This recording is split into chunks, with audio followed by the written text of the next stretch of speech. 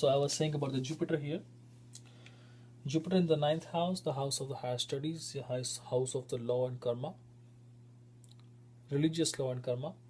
So when Jupiter is placed in the Virgo sign here, Virgo is what? Virgo is the sign of a female coming on the boat with the all strands, herbs of wheat, and all those herbs which can make you healthier or which can treat a sick person is called Virgo sign. So Jupiter is divine knowledge, Jupiter is knowledge, Jupiter is a study of books. Okay, so this shows that this person will be studying some kind of doctorate subject, medical subject. Okay, and here when we look into the D9 chart, the Jupiter is debilitated with Mercury. The Jupiter is a debilation sign, so that means this person will start as a medical career from very high position, and in the D9 shows that the Jupiter lost its power here, so that means his studies will go down, dip, though he will become a medical professionalist, but will not be that good what he expected in the beginning. But this is not only the end. Next chart after that comes a D10 chart. D10 charts is a Dashamsha chart which tells you your career success, your business success. And in that you have to look into the position of that Jupiter. But you gotta look into the connection of Jupiter with the 10th lord or ascendant. Let's see. Venus is the lord of 10th house. Let's see where the Venus is placed. For example, Venus was placed in this horoscope in here. Not here. Let's place it with this one. Okay. And in this house, here, let's put the Venus with it too. Let's cut it from here. Let's put it here. Just to make an easy example for you. Jupiter Venus together, 10th lord and the 9th and the Jupiter in the 9th are together. That means the person, whatever the person will study, will take it to the profession. Okay, but Venus is 12th position from itself. 1, 2, 3, 4, 5, 6, 7, 8, 9, 10, 11, 12. The person will work far away from the home because of its 12th position from itself, and as well as with little competition and hurdles too. That will always be there. In the D9 also, the debilitated Jupiter and the Venus are sitting together with the Mercury. Mercury is the karaka of what? Communications, communicative ability, analytical ability. Venus being the professional lord, Jupiter is the study of the person, is transferred to the 12th house, which is the house of hospitals, jails. So that means definitely this person is going to work in the medical field. Okay, so that's how basically you look into the horoscope. And the next video I'll explain you that how you go with the degrees, how you go with the nakshatras, okay, and further sublords, and then we add dasha, and then we add transit to that also, which will make it a lot easier for you to come to a conclusion. So I'm gonna rub it down for now.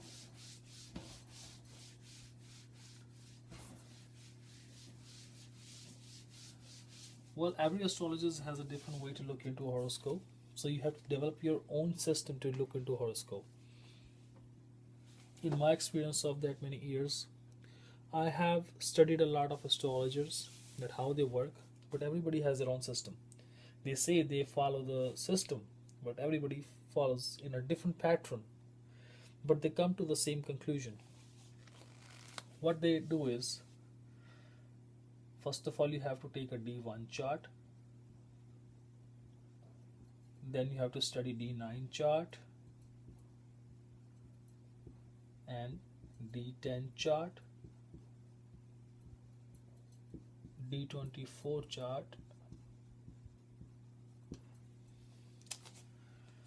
D10 is for the profession. D24 is for studies, study success. D1 is your outer self. D9 is your true self. Okay. Your basic consultation moves around these four houses. Now, depending on the question of your client, it depends at what kind of the divisional chart you're gonna look in. You might look into Satma's chart. You might have to look into Trisha's chart. That depends on what type of question has been asked. But basically, what type of charts you look into is the person's outer look, that how the planets are being placed in the outer position. Then what's the true power of those planets in the D9 chart, because the D9 chart tells you the actual strength of the planets. D10 charts tell you the professional success of the person. That's the main questions of everybody these days. And D24 is for the studies. Alright. In all these charts, you have to look into planets, aspects,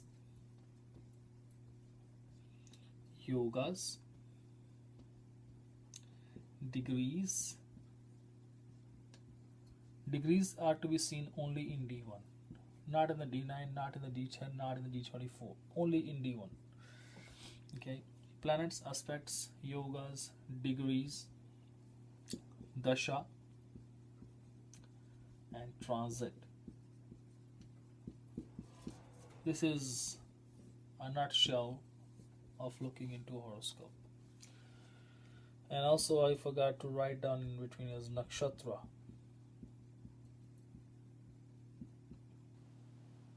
Okay.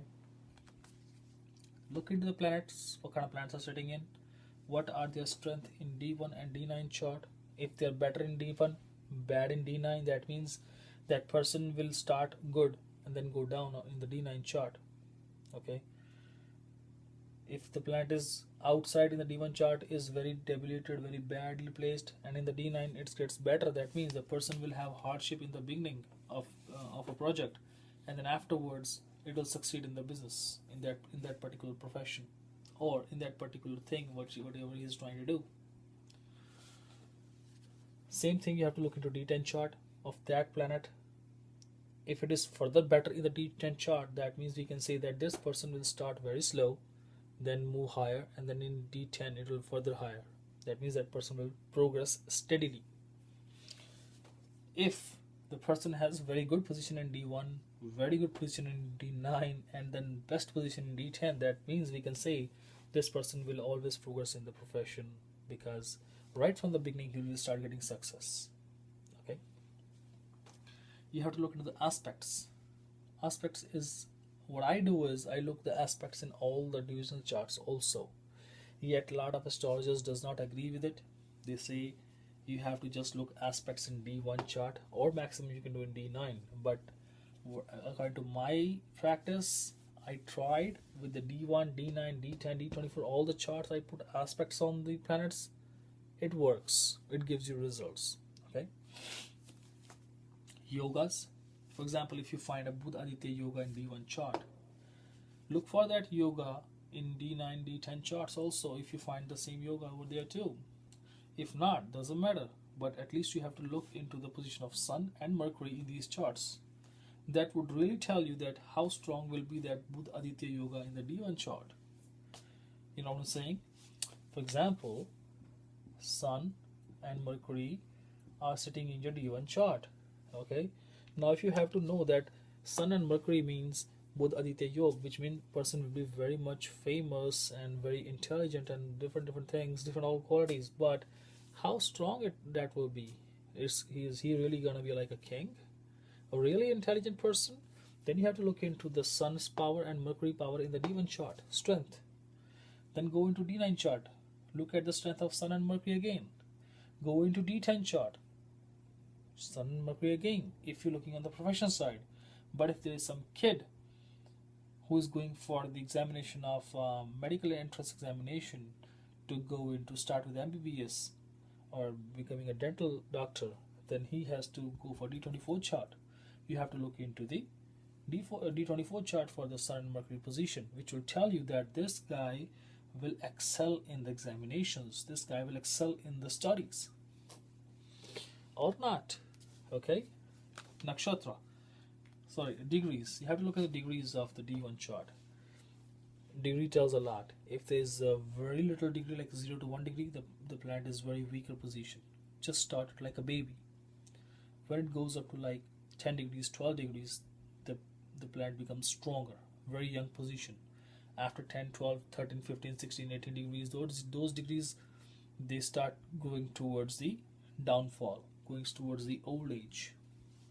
That's how you figure out with the planets, that which planet is older, which planet is younger, and that means a younger planet will be more stronger, older planet will be lesser stronger, that kind of stuff. Nakshatra, you have to see, for example, a planet, a moon is sitting in a good nakshatra, okay, and that nakshatra will be the lord of that nakshatra. You have to look into the D1 chart, that what the lord of that nakshatra is sitting where in the horoscope, and what is the power of that nakshatra lord, okay, and the power of that nakshatra lord in D1, D9, and further extension charts, whichever you want to look in. That would tell you the real strength of that nakshatra, and the moon placed in that nakshatra will that how become very stronger. Then you can say that really this person's moon is very strong or good. Okay, then you apply dasha. When the dasha comes in, mahadasha, antradasha, pratyantardasha, these three things you look into the dasha. Mahadasha controls the whole dasha of the person of that much years. Okay, and then antardasha keeps changing inside, that's the subdasha of the person, that also gives results. And then pratyantar are the further smaller fragments of the dashas, okay, which indicates that what kind of events gonna happen in this person's life from what time to what time.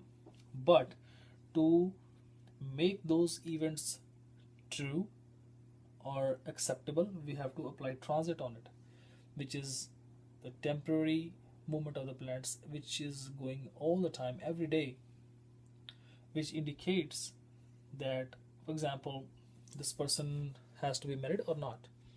So the seventh house is the house of marriage, and this person's horoscope indicates that he has Sagittarius sign in the seventh house, and his Jupiter is well placed in Lagna.